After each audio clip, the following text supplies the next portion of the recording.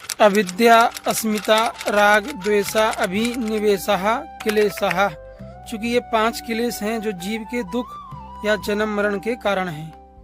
जैसे अविद्या, अनित्य को नित्य मानना, अपवित्र को पवित्र मानना, असत्य को सत्य मानना, प्रकृति और प्रकृति के पदार्थों को ही ईश्वर मान लेना, जो पुरुष है चेतन उससे भिन्न प्रकृति के पदार्थों में आसक्ति। तो मिथ्या ज्ञान या अनात्मा ही अविद्या है, यही अज्ञान का मूल कारण है। फिर है अस्मिता। अस्मिता का अर्थ होता है अहंकार या मैं का भाव। प्रकृति और पुरुष का मिश्रण भी अस्मिता है। अस्मिता के कारण ही जीवात्मा अपने आप को शरीर, इंद्रियां या मन बुद्धि चित्त अहंकार मान के बैठा है। उसको शुद्ध आत्मस्वरूप का ज्ञान नहीं है। राग माने लगाव या आसक्ति। मोह के कारण संसार की भौतिक वस्तुओं में आसक्ति या लगाव हो जाता है। सुख की प्रतीति के पीछे दौड़ने वाला विकार राग है।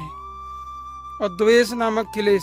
द्वेष का अर्थ हुआ कि जिन चीजों से या जिन व्यक्तियों से वस्तुओं से दुख कष्ट मिलता है, मन उसका विरोध करने लगता है, यह द्वेष नामक क्लेश है।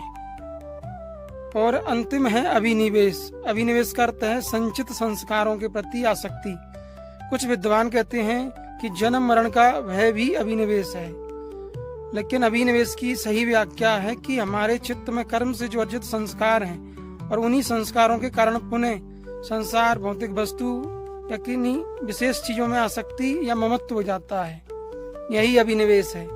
ममत्व किसी भी वस्तु से हो सकता है, वो कोई भी वस्तु भौतिक हो सकती है। तो यही 5 क्लेश हैं जो जीव के दुख के कारण हैं और ये चित्त के माध्यम से काम करते हैं। क्रिया योग के निरंतर अभ्यास से ये क्लेश क्षीण हो जाते हैं और साधक समाधि की सिद्धि कर परम शांति को प्राप्त करता है।